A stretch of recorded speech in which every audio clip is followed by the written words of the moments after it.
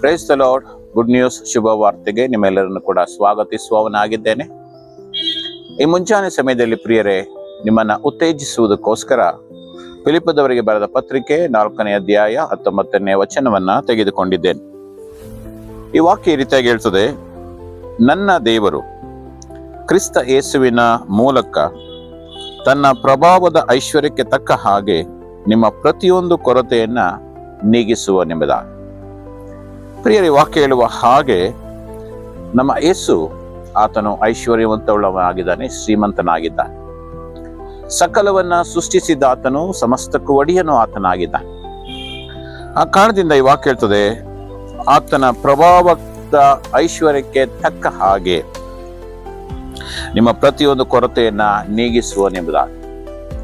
ಪ್ರಿಯರೇ, ಆತನು ಕೂಡ ಮನುಷ್ಯನಾಗಿ 33.5 ವರ್ಷಗಳ ಕಾಲ ಈ ಲೋಕದಲ್ಲಿದ್ದಾಗ ಮನುಷ್ಯನ ಎಲ್ಲ ಪರಿಸ್ಥಿತಿಗಳನ್ನ ಅರ್ಥ ಮಾಡಿಕೊಂಡವನಾಗಿದ್ದಾನೆ. ಮನುಷ್ಯನ ಕಷ್ಟಗಳನ್ನು ಅರ್ಥ ಮಾಡಿಕೊಂಡವನಾಗಿದ್ದಾನೆ. ಮನುಷ್ಯನ ಸಮಸ್ಯೆಗಳನ್ನು ಅರ್ಥ ಮಾಡಿಕೊಂಡವನಾಗಿದ್ದಾನೆ. ಸ್ಥಿತಿಗತಿಗಳನ್ನು ಅರ್ಥ ಮಾಡಿಕೊಂಡವನಾಗಿದ್ದಾನೆ.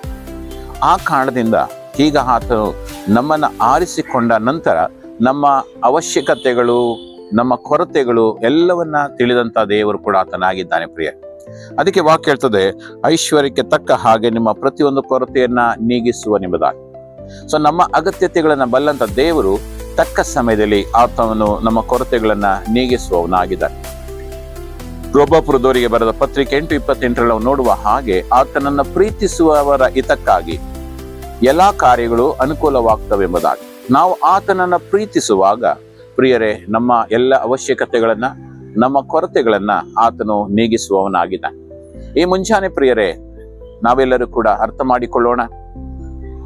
ನಾವು ಯೇಸು ಕ್ರಿಸ್ತನನ್ನ ನಂಬಿ ನಾವು ಜೀವಿಸುವುದಾದರೆ ಪ್ರಿಯರೇ, ಆತನು ತನ್ನ ಐಶ್ವರ್ಯಕ್ಕೆ ತಕ್ಕ ಹಾಗೆ ನಮ್ಮ ಎಲ್ಲಾ ಕೊರತೆಗಳನ್ನ ನೀಗಿಸಿ ನಮ್ಮನ್ನ ಆಶೀರ್ವದಿಸುವವನಾಗಿದ್ದಾನೆ.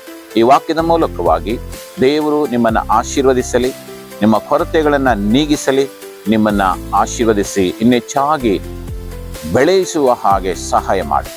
ಪ್ರಾರ್ಥನೆ ಮಾಡಿಕೊಳ್ಳೋಣ. ತಂದೆಯಾದ ದೇವರೇ, ಈ ಮುಂಜಾನೆ ಸಮಯದಲ್ಲಿ ವಾಕ್ಯವನ್ನ ಕೇಳಿಸಿಕೊಳ್ತಿರತಕ್ಕಂಥ ಪ್ರತಿ ಒಬ್ಬೊಬ್ಬರ ಕೊರತೆಗಳು ನೀಗಲ್ಪಡಲಿಸುವ, ಆಶೀರ್ವಾದ ಹೊಂದಲಿ, ಬಿಡುಗಡೆ ಹೊಂದಲಿ, ಸಮಾಧಾನದ ಹೊಂದಲಿ. ಕರ್ತನೆ, ನೀನು ತಾನೇ ಕರ್ತನೆ, ಒಬ್ಬೊಬ್ಬರ ಜೀವಿತದಲ್ಲಿ ಹೇರಾಳವಾದಂಥ ಆಶೀರ್ವಾದಗಳನ್ನು ಕೊಟ್ಟು ನಡೆಸು. ನಿನ್ನ ಮಹಿಮೆಗಾಗಿ ಪ್ರತಿಯೊಬ್ಬೊಬ್ಬರನ್ನ ಉಪಯೋಗಿಸು ಕರ್ತನೆ. ಪ್ರಾರ್ಥನೆ ಕೇಳಿದಕ್ಕಾಗಿ ಸ್ತೋತ್ರ. ಯೇಸು ನಾಮದಲ್ಲಿ ಪ್ರಾರ್ಥಿಸ್ತೇವೆ ನಮ್ಮ ತಂದೆಯಾದ ದೇವರೇ. Praise the Lord. God bless you.